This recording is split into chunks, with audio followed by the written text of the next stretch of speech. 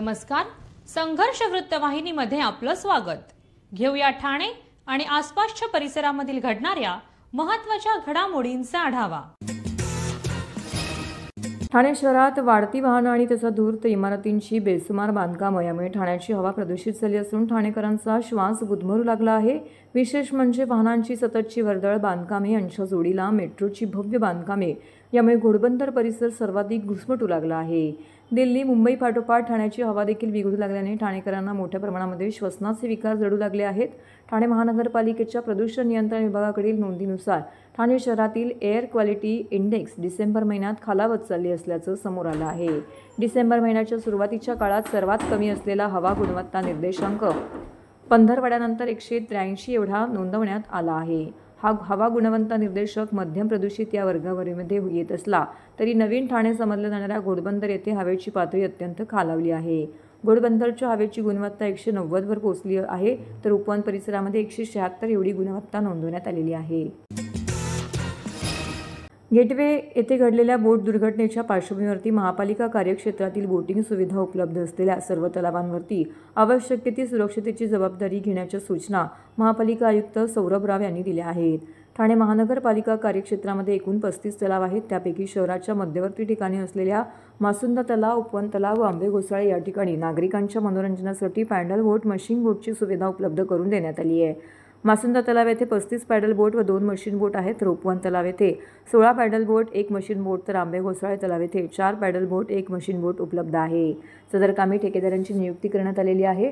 बोटिंगसाठी येणाऱ्या नागरिकांच्या सुरक्षतेच्या दृष्टिकोनातून आवश्यक असलेल्या सर्व उपाययोजना अंमलात आणाव्यात. तसेच बोटिंगसाठी जाताना प्रत्येक नागरिकांसाठी सेफ्टी जॅकेट परिधान करण्याची सक्ती करावी. जे नागरिक याला विरोध करतील त्याला बोटिंग करण्यास देऊ नये असे आदेशही महापालिका प्रशासनाने दिले आहेत. ठाण्यातील श्रीनगर परिसरामध्ये श्री साईबाबा मंदिर देवस्थान ट्रस्टच्या वतीने 28वा वर्धापन दिन उत्सव सोहळा आयोजित करण्यात आला होता. सकाळपासून या ठिकाणी विविध प्रकारचे धार्मिक उपक्रम आयोजित करण्यात आलेले होते. त्यानंतर भव्य पूजा, सत्यनारायण पूजा, भजन यांसारखे अनेक धार्मिक कार्यक्रम येथे आयोजित करण्यात आलेले होते. मंदिराचे संस्थापक तुकाराम नारायणराव शिंदे यांच्या कारकिर्दीमध्ये ह्या उत्सवाची सुरुवात करण्यात आलेली होती. या उत्सवाची परंपरा त्यांचे पुत्र अर्थातच माजी नगरसेवक मनोज शिंदे यांनी आजही जोपासून ठेवलेली आहे. तर मनोज शिंदे, विनोद शिंदे, शैलेश शिंदे, योद्धान शिंदे, सूरज शिंदे यांच्या मार्गदर्शनाखाली या संपूर्ण देवस्थानचा कारभार इथे सुरू असतो. अनेक भाविक या उत्सवामध्ये सहभागी होण्याकरिता सकाळपासूनच येथे दाखल झाले होते. येणाऱ्या प्रत्येक भाविकाला या ठिकाणी प्रसादाचं वाटप केलं जात होतं. त्याचबरोबर धार्मिक कार्यक्रमांसोबतच या ठिकाणी महाभंडाऱ्याचं आयोजन देखील करण्यात आलं होतं. अनेक मान्यवरांनी येथे उपस्थित राहून साईंचं दर्शन घेतलं, तर परिसरातील नागरिकांनी मोठ्या संख्येने येथे उपस्थित राहून श्रीनगर मैदानातील साई भंडाऱ्याचा आस्वाद घेतला. अशा प्रकारे श्री साईबाबा मंदिर देवस्थान ट्रस्ट आयोजित 28वा वर्धापन दिन उत्सव सोहळा माजी नगरसेवक मनोज शिंदे यांच्या मार्गदर्शनाखाली मोठ्या उत्साहाने संपन्न झाला. साईबाबा मंदिराचा आज 28वा वर्धापन दिन आहे आणि तुम्ही बघताय फार धुमधडाक्यात दरवर्षी सादर होतो. ॲक्च्युली खरं म्हणजे सांगायचं आमचे पप्पा, आमचे स्वसून तुकाराम आणि खूप वर्ष हा रिवाज सुरू आहे. वर्धापन दिना दिवशी बरेच भक्त येतात, भजन कीर्तन होतात आणि हा सोहळा एक अतिशय रंगतदार होतो.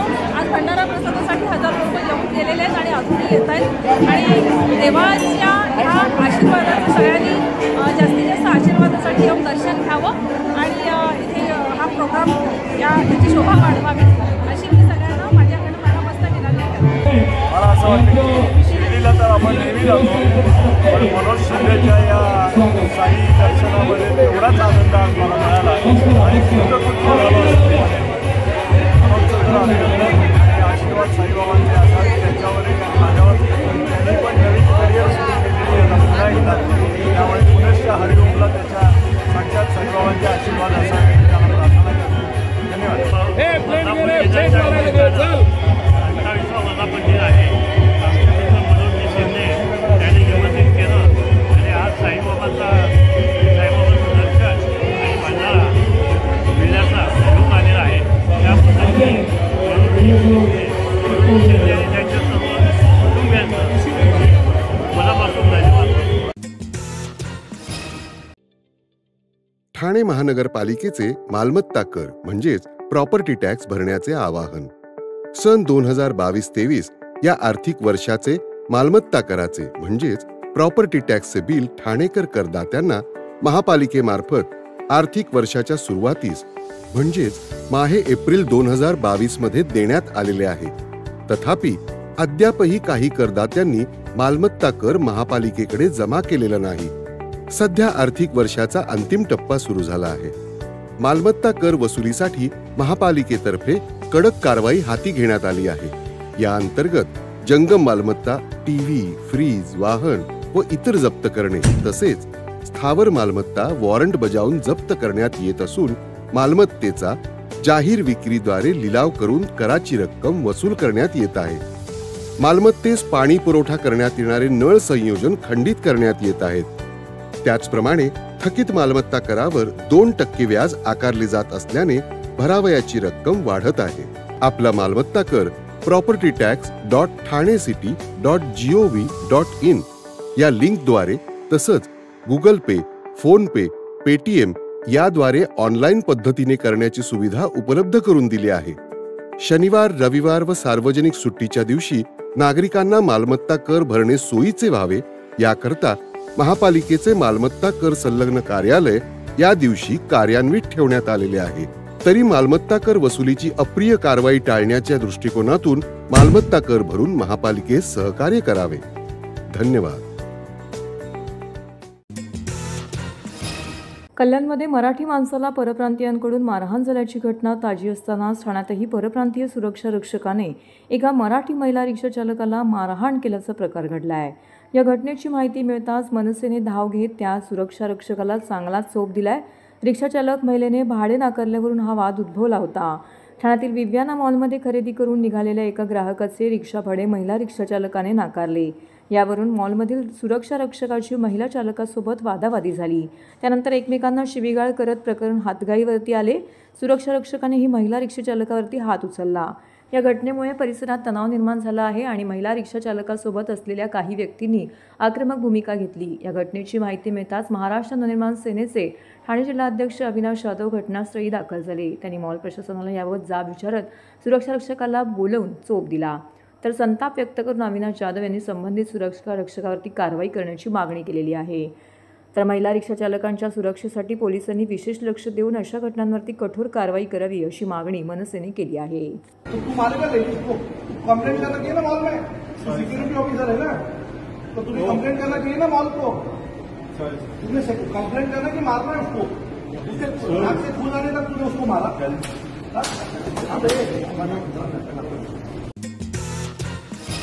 केंद्रीय गृहमंत्री अमित शाह यांनी संसदेत भारतरत्न डॉक्टर बाबासाहेब आंबेडकर यांच्याबद्दल आक्षेपार्ह विधान केल्यानंतर महाराष्ट्रासह संपूर्ण भारत देशात संतापाचं वातावरण निर्माण झालं आहे.